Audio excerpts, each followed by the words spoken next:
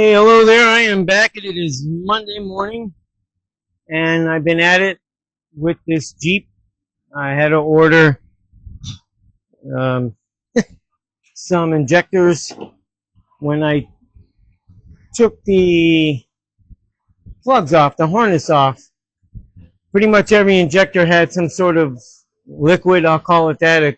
Who knows really what it was or what it is. The client tried to research a new upper wiring harness because they really didn't look that good as far as between corrosion and whatever substance that was actually in the top of the injector sitting inside where it gets plugged in at, in there.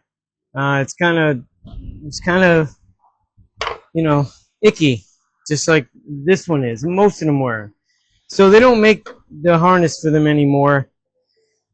So I opt to obviously had to clean them. So between a little wire brush and a parts cleaner, I didn't take any chemical over it. I did use actually a different kind of brake clean from what the client brought me. The client brought me this brand, and it didn't say anything in there not having a certain chlorified something whatever in it.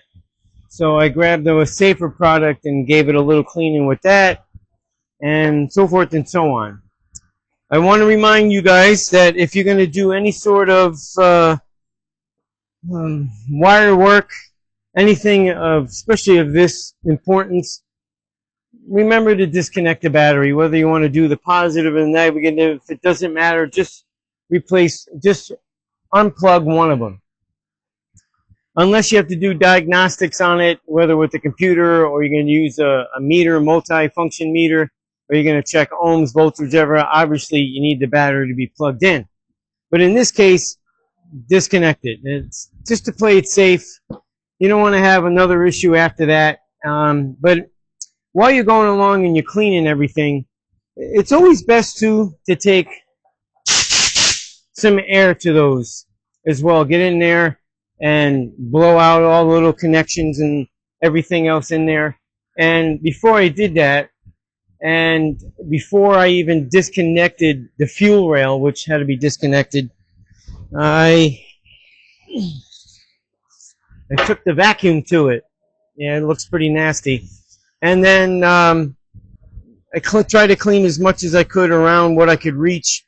Then I carefully popped that fuel rail off with the injectors, and then I disconnected all 5 injectors except for one. Not that it's hard to remember how they all got plugged in, but I just do that just in case. You never know how long it might be before I'm able to come back to a particular thing, and just so I don't forget. In this case, the injectors should be in somewhere around 1 o'clock. And the client will be picking them up for me. Yeah, and I just changed the belt. This one feels like it's dry rotted. Might as well. You're doing everything else. So while you're up there in the front, change the belt. Yep. In the meantime, once you go in there and you vacuum out all the ports, once you have the fuel rail off, you go in there and you vacuum as much of the debris and dirt that you can out of there. This way nothing falls into the hole. Just suck all that garbage out of there. It's what I did, and with this cleaner, I went around it, cleaned, scrubbed, even took a screwdriver and scraped off the heavy, I don't know how many years or how long the oil leak's been going on there. Got a lot of the stuff off, so at least this way it's decently clean. And maybe when I'm done with the whole project, maybe I'll take the pressure washer to it. But you'll never be able to get in there with the pressure washer with the intake on. There's no way you can do it. So it was best that I used the cleaner. That can's empty now. And clean as much as it as I could. So that's going to be that.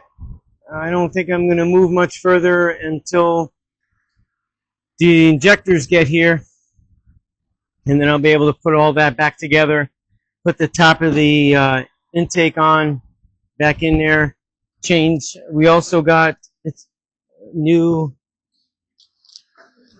intake O-ring like gaskets. Really needed it. There's a couple that looked like they need to be replaced. They're not expensive. Even though they are reusable, I would get new ones and replace them. So it's real easy. You just need a poker.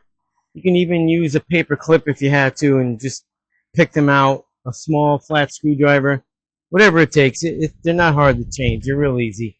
You can even use the gift that Snap-on gives you, the little screwdriver. That'll work well too. So up until the injectors get here, I think I got pretty much everything ready to go on that end, all cleaned out. I think they look really good now. I'll give you a little close-up, see if you can tell.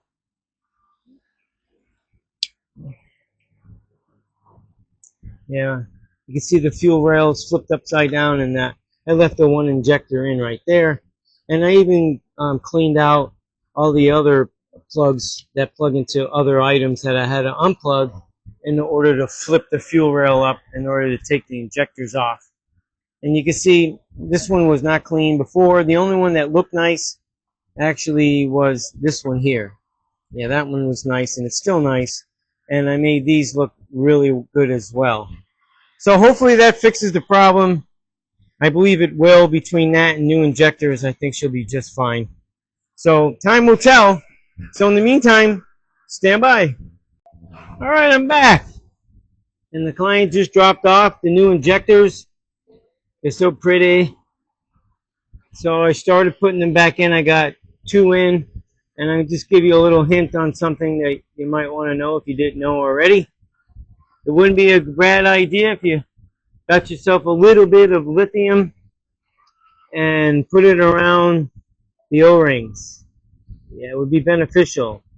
Because they're dry and you don't want to get them, you don't want it to cut in any way or roll or break. You want it to be able to actually slide into the slot, into the tube base like thing that they were meant to be in. And obviously you want to make sure that there's no debris and the old O-ring isn't left in there. And you'll find that when you have the lithium, which actually it's lubricant, it's assembly lube. When I'm putting an engine together, this stuff is really good. It's what it's made for. So it's a good idea.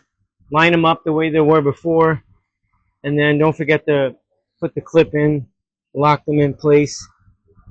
They only go in one way, so hopefully they go in for you. Yep, make sure they're in. Make sure they're locked in place, even if you got to wiggle them a little bit. And if you wanted to plug them in, I only plugged in the 2 back ones because it's further, it's easier to reach them. And then I'll plug the rest of them in once I have the rail and the injectors in place and bolted down. So we replaced all 6. I think they're a little pricey. I don't know. I know they were over $400. I think $460. I don't have any idea. I don't remember exactly what the parts house quoted me, but I told the client a roundabout number. So the client picked them up. See, assembly lube. Just takes a little bit. You don't want to overdo it because you don't want anything to, infringe on the injector. So you just put it on the O-ring only,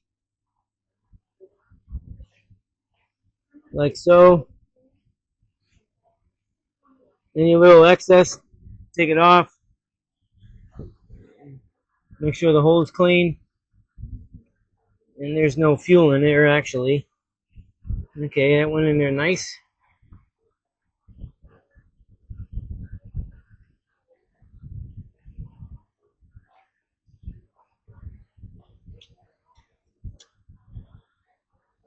Okay, well, I got a couple more to do, and then I'm going to pop the rail in.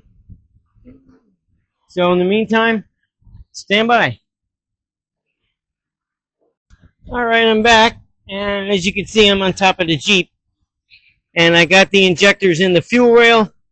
And then I'm placing the whole fuel rail with the injectors on. And keep in mind, there is freedom to move them about. Not radical movement, but more than enough to put the injectors in place with the rail. And you should start from the back of the engine first and work your way forward. And just a little at a time, angle the injector to line up with the hole real nice.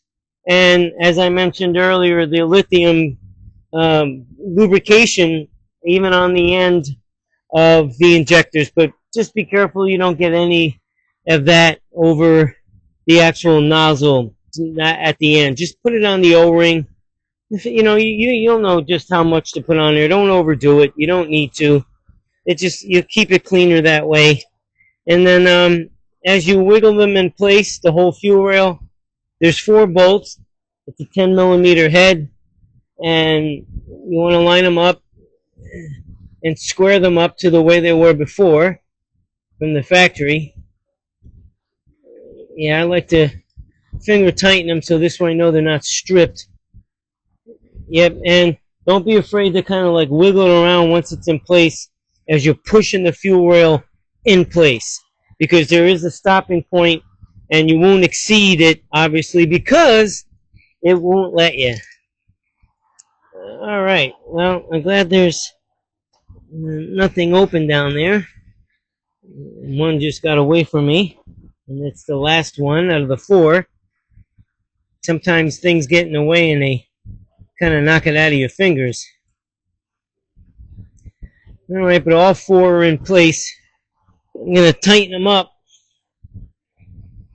Tighten up the 4 bolts. And then I'm going to plug the rest of them in.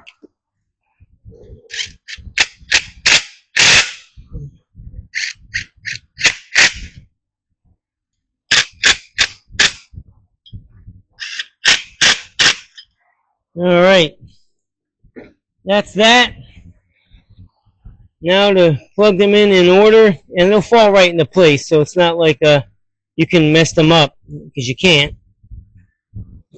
They'll never reach anywhere else but where it allows you to put them in. And then don't forget to lock them in place. There's a red like button that you have to clip down. You had to unclip it to take them off. Yep, lock them in place.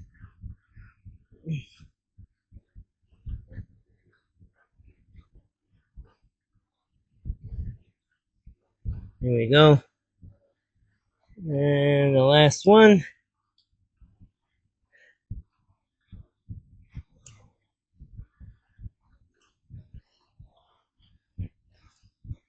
And then just tug back on them, make sure that they are plugged in.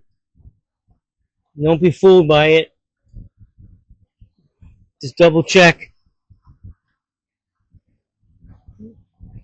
Okay, and all those are in. Alright. And the harness is still in the same place it was before. And then all the other things that you had to unplug. The one thing I'm going to mention again, take some air to them. I already did that. Blow them out like that. So this way, there's no dirt in them, no water, no oil, no grease, no nothing. Just clean. Yep, just clean. It's all you want. Nothing else.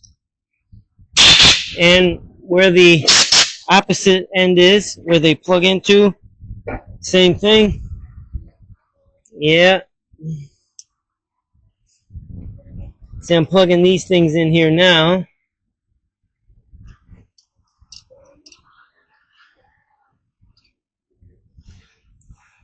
I'm going to blow this one out, making sure.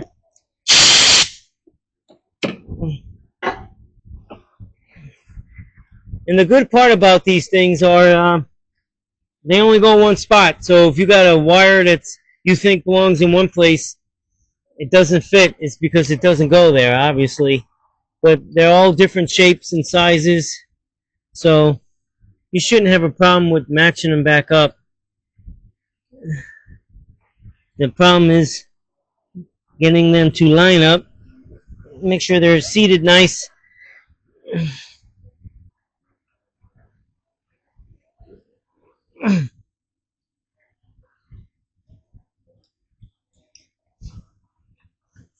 There you go. That one was being a little stubborn. All right, those are plugged in. All right, this is for the intake. All these are plugged in. I'm just going to shine the light in the back. Make sure nothing is missed, which I don't believe there is anything mixed. We have one wire thing here that will get plugged in. Put it up on top, out of the way. Yep. All right, I see this clip for the spark plug wire bracket. I'm going to try to get it onto the stud where it belongs.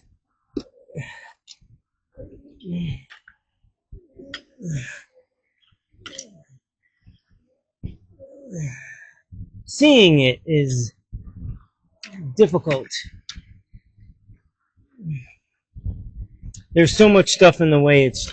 It just gets a little out of control. There you go. That one's in place. Yep.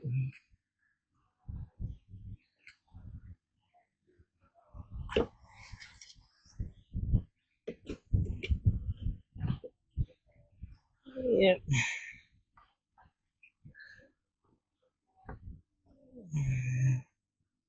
Plugging the wires back in, the spark plug wires. And they are new. I like the color blue on them. All right, that's that side.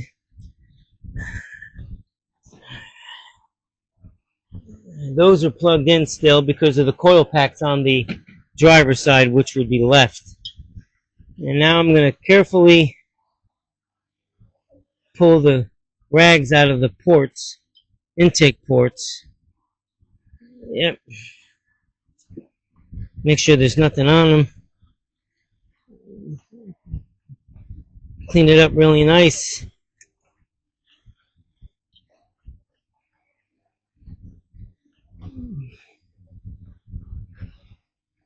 You shouldn't have to take anything abrasive to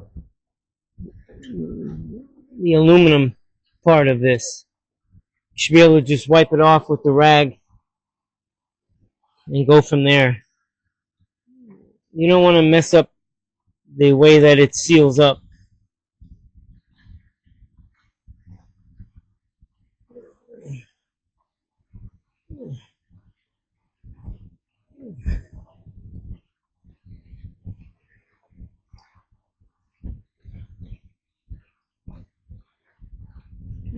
Yep. If anything, you can take super fine or ultra fine steel wool. That stuff is really good, and it won't scar the aluminum. So you don't have nothing to worry about there. And just do a check. Make sure nothing's in there. At least I would anyway. And actually I'm going to take some air to them just to make sure. Alright. That's that. Alright, so the next thing I'm going to do is I'm just going to put the new O-rings in the intake manifold and then put that in place. And it goes back in the same way you took it out. You're going to have to be careful putting it in here, the tube that runs down the exhaust, which they don't do that anymore. And it is kind of a antiquated way of doing something, but hey. And then, too, don't forget to plug in the fuel supply. I'm just going to keep it there. I'm going to make sure. I don't want to plug it in just yet. I just want to make sure I get the manifold in there.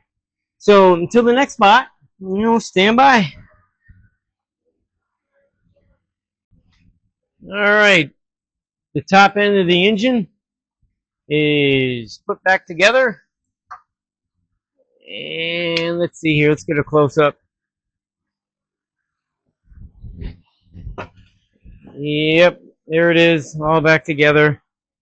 And I did lift the truck up, or the Jeep up, to check out the underneath. I was actually looking for a fuel filter, and I believe it probably has it in the tank, which is probably just a sock. And I had to check for some other stuff. In the meantime, I found, and I let the client know, there's a two-part oil pan set up, and we'll be changing those gaskets when I take the transmission out to do the rest of the stuff he wants done. And in the meantime, it is running better, but it's not 100%. And I'm going to do another fuel pressure test.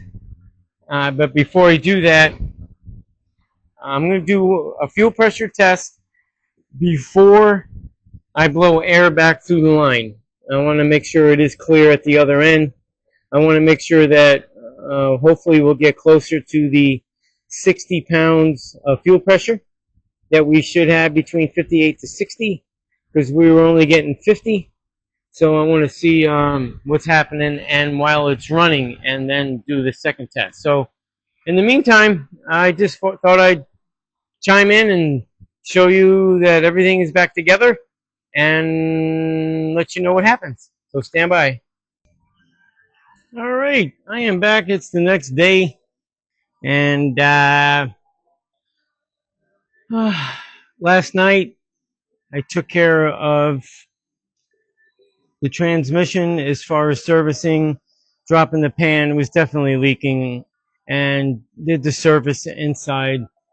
When it came to the filter, dropped whatever, about a gallon, 5 quarts of oil out of there. I figured to do that first because I'm going to be using 2 transmission jacks to take the complete unit, transfer case plus transmission, back far enough to where I can pull the torque converter, change the seal, and address the oil leak at the rear of the engine. And in the process, I noticed that there's 2 parts to these 3.8 6-cylinders when it comes to the oil pan. There's a section that's like this, probably 2 inches, 2.5 at max, 2.25, and it's like a extra shell going around. I can't wait to find out what that's all about before it hits the pan. So the main one at the top, just below the harmonic balancer, definitely oil leaking from there. So the client's picking that up this morning. I already drained the oil, took off the oil filter, and I did some cleaning up in there. But I'm going to take those down and start addressing all those things. I had to drop the exhaust, the front up from the exhaust manifolds, in order to be able to get at the 3 to 4 bolts on the back end of the transmission pan. And Puss in Boots over there is doing her investigating, walking around, taking an inspection. She cracks me up. But yeah, can you imagine that? Because the crossover pipe goes right at that tail end of that, and if you don't drop it, you won't be able to get at the transmission bolts for the pan. And another amazing thing, I thought Ford was really the only company out of the 3 major ones that didn't make enough mechanical sense. And in this case, Jeep in the 2-door, I don't know about the 4 doors, or I don't think the Gladiator's like that, who knows. But part of the transmission crossmember bolts to the steel cover around the gas tank. It's bolted to it. So you got to take 2 bolts out of the, call it gas tank cover. I don't know. I'll have to show you. Let's take it to you so I can explain it better.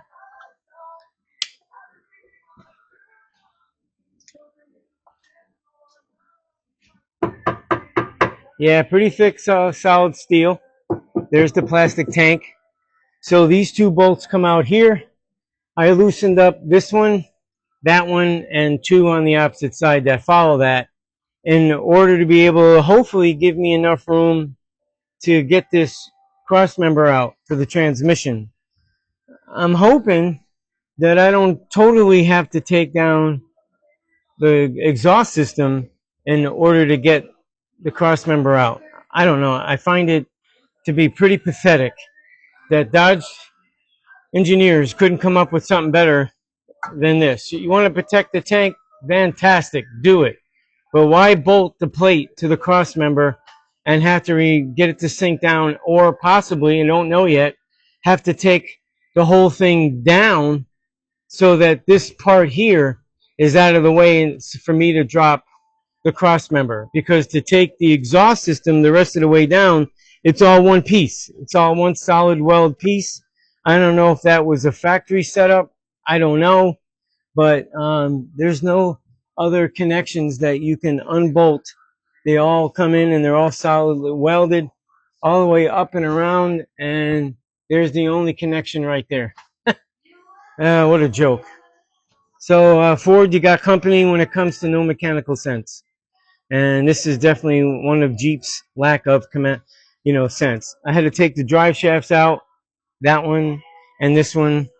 There's that rear one, and there's the front one. And I found when I was taking that one off, the bolts were loose. Some were out further than others. I guess over time, I don't know, but that's where it bolted up to. So I'm really looking forward to disconnecting those lines up there so that they can come back. But first, I'm going to drop the oil pan, get that cleaned up, and hopefully the client will be here with the parts so I can put it back together and start removing all this stuff here, because this is going to be the most time-consuming, annoying part of this job, because I don't know what I'm going to get into here.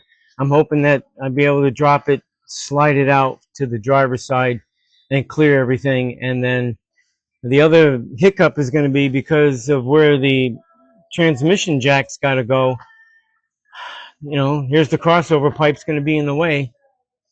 Really not sure how I'm going to handle all that. I might have to remove it, and that's not going to be fun. So let me get into it, and we'll chime back in as I move along. So stand by. Well, here we are again, and I just took the two parts of the oil pan off.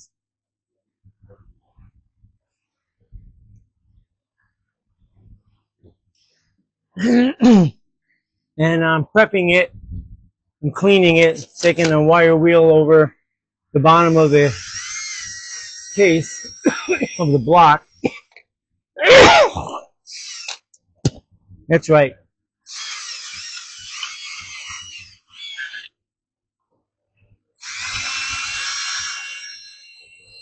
It's always a good idea to make sure she's clean. I'm glad there was a gasket on this one and not silicone. Like the pan itself had nothing but silicone.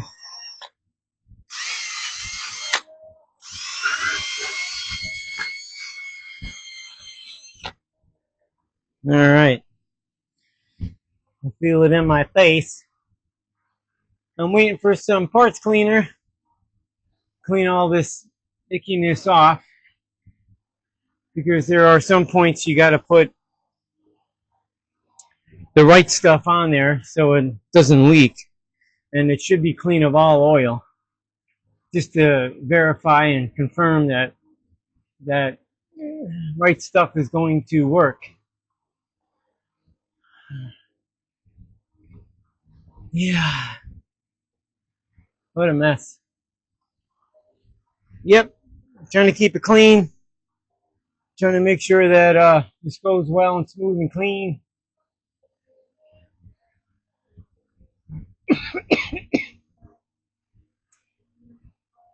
I got to leave the oil pan section off anyway, because a part of it bolts to the transmission.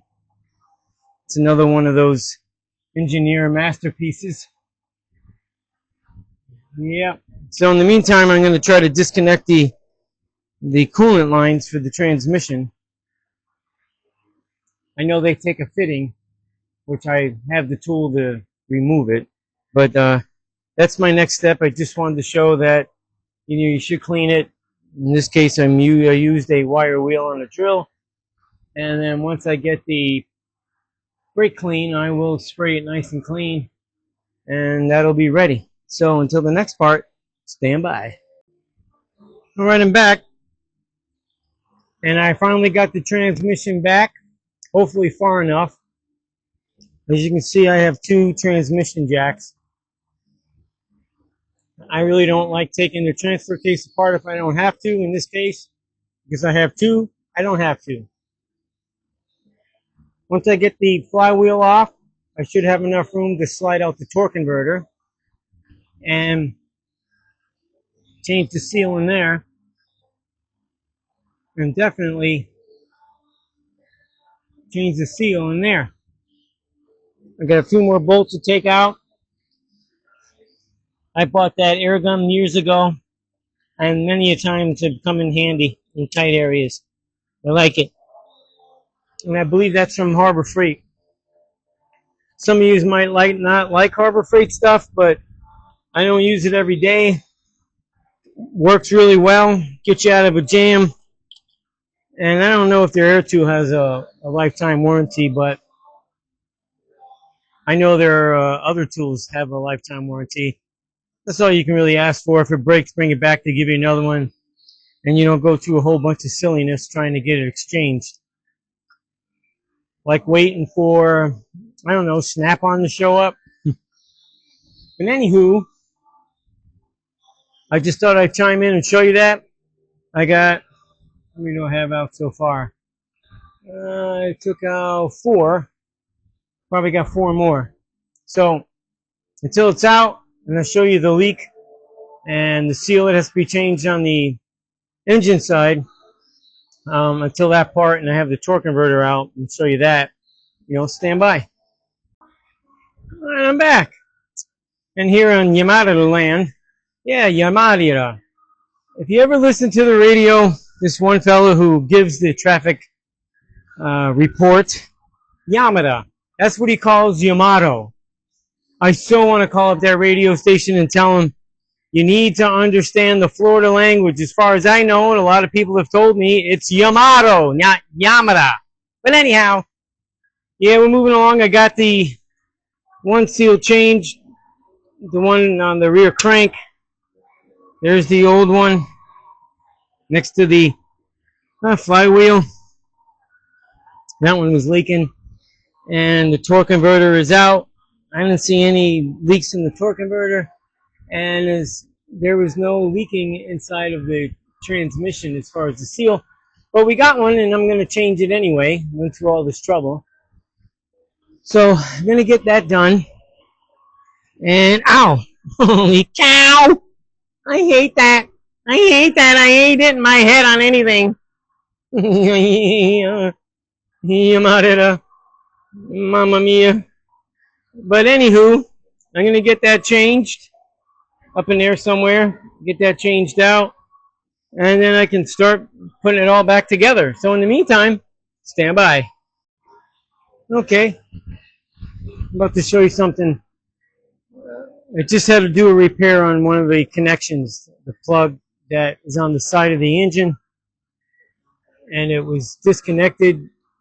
I discovered that when I took the cover off the side to disconnect the ground, and it might have something to do with, let's see here, where's it at? Right there.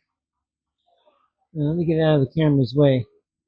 But I'm sure you can see that plug right there. And there's the 2 wires, a blue with a yellow stripe and a brown with a yellow stripe. So I've actually made it so where it'd be longer, and I just put the meter on it to, come on. It's a rough night. Yep, it's rough. It's late. I'm trying to get this thing moving along so that I can have this Jeep finished tomorrow, which is Wednesday. Get this thing finished and move on to the next project that has to be done. So I verified connection, through this into this end over here where it's going to plug in. I put the meter on it, and I got continuity from one end to the other. Verified the brown wire so that this way, once I connect it to those wires in there, and I plug this in, it'll still lock in, no problem. And this way I know I'll have a good connection. And with a 5-inch more lead on it, it'll play it safe and not have any worries on connection and the wire being too short. So tomorrow is going to be another day. I want to connect these to what I just showed you under the car. I'm hoping I can get Puss in Boots to do it for me. She's got small paws, but big paws for a cat. Nevertheless, I want to get these done and clean up this mess, clean up my tools, get all the oil and garbage off it so that tomorrow morning I can start fresh. Until then, peace out. Now it is. Here we go. We're recording. Awesome. It is the next day. And I'm going to show you a couple little tips. I've made a lot of headway here since last night. Oil pan, the final oil pan part is on. The other, I don't know what the hell that thing would be called, that bolts to the transmission and to the block. It's the centerpiece that's in. All the wires hooked up, all the bolts are in and nice and tight. And that didn't go as bad as I thought it was going to be, and I'm really glad because it's difficult up and around the top because it's got hoses, it's got all the wiring harnesses, and I wanted to make sure that I got all the brackets that go through the bolts first into the bell housing. That was important. It keeps everything in place. And the coolant lines are on. I'm going to show you a little trick with that, putting them on. They're like little metal seat kind of clips that have a kind of a different pattern to them. And there's a cover that goes on them afterwards. There's two of them. And they're like a C-clip. And they're thin and they're like paper. They're like the same thickness as a paper clip. So my suggestion is that you hook it first to the bottom on the one end and take a small screwdriver and just kind of flip it around and it'll clip right in place. It's the fastest and easiest way other than trying to get them over the slot and push them in. Yeah, that's a little trying, a little fighting like.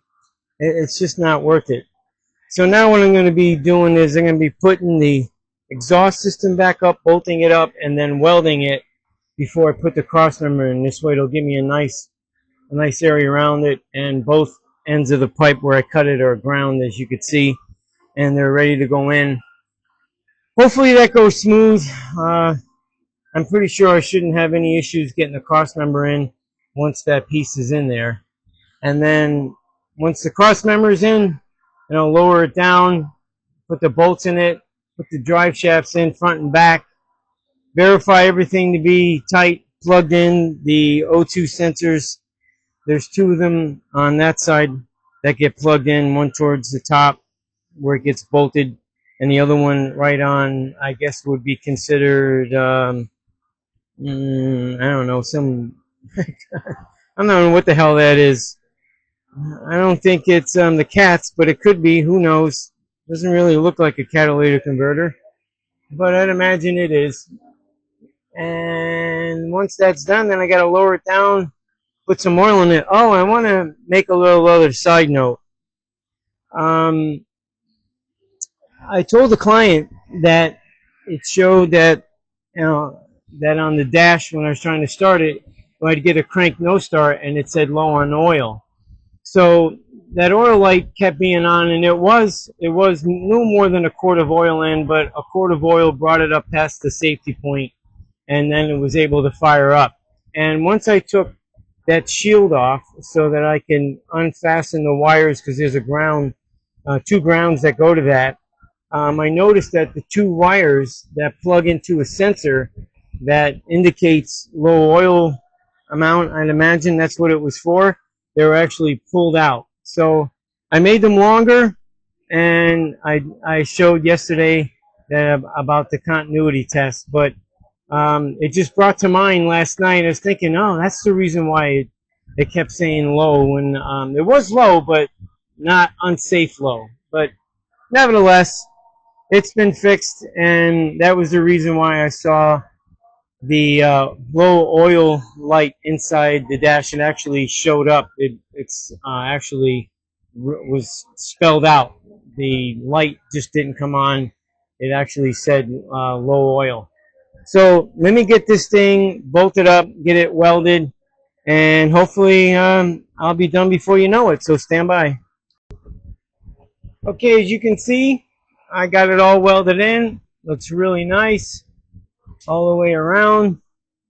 Nice tight seam. Where did I lose? Oh, there we are. Yep, welded in place. Everything is bolted up.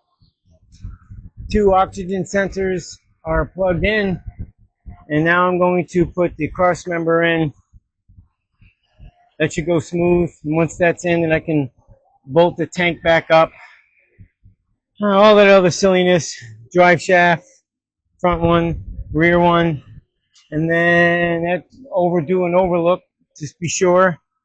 And then once I have it down, put the transmission fluid in, put the oil in, and I'm going to check the spark plug wires. I didn't put them in. The client did. I trust him that he did it right. I even asked him, but I just want to verify just to make sure everything is in the pattern it should be. So until that happens, stand by. All right, I'm back. Everything is all together. The oil's in the engine. I put transmission fluid in there. I'm letting it warm up before I put the last quart of transmission fluid in there. All the cleaning stuff and whatever else is kind of burning off right now. And yeah, it's coming from all over the place, which is expected. There's no leaks. Everything's nice. These 3.8 6-cylinders, when it comes to the coil pack, it's only one. And there's going to be a reason why I'm mentioning it, because I went to verify the firing order and the placement on the coil pack. The client bought the spark plugs, the wires, and the new coil pack. And the coil pack isn't actually marked in any way, so I marked them. And the one thing I was looking for was the firing order to verify the placement of the wires on the coil pack and what's in the order that they should be. And all those, I think I looked at 3 or 4 different ones, and none of them was explaining where the position on any of this went. They just assumed that, you could figure it out or something like that.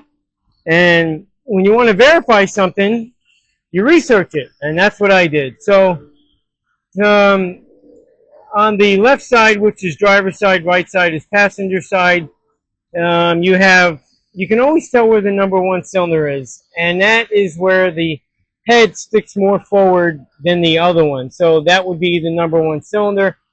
So you got 1, 3, and 5 on the right side, and then you got 2, 4, and 6 on the left side. So according to on the internet, number 1 is on basically it would be towards the firewall when it's in the Jeep. And then you got number 2, which is the opposite side towards the radiator. And then for when it comes to 3, it's the backside firewall, the middle one, and then 4, the front side in the middle. 5 is on the bottom towards the firewall, and number 6 is towards the front at the bottom by the alternator. They could have taken, what was that, 20 seconds maybe, 15 seconds to explain all that, but they didn't. And that's disturbing, especially when you want to verify the position of the plugs. So this pretty much completes this Jeep. He might need a new battery. I'm not really sure. But nevertheless, you can handle that.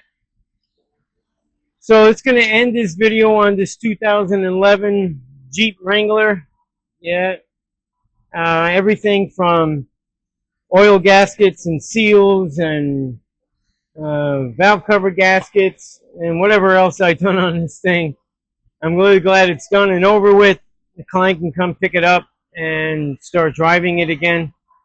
But I do appreciate people watching. If you would subscribe, that'd be great. Give me a thumbs up, make a comment. Hopefully I'll get to see the comment and reply to it. But until then, this is Power Play Garage. Try to get something done. Thanks for watching.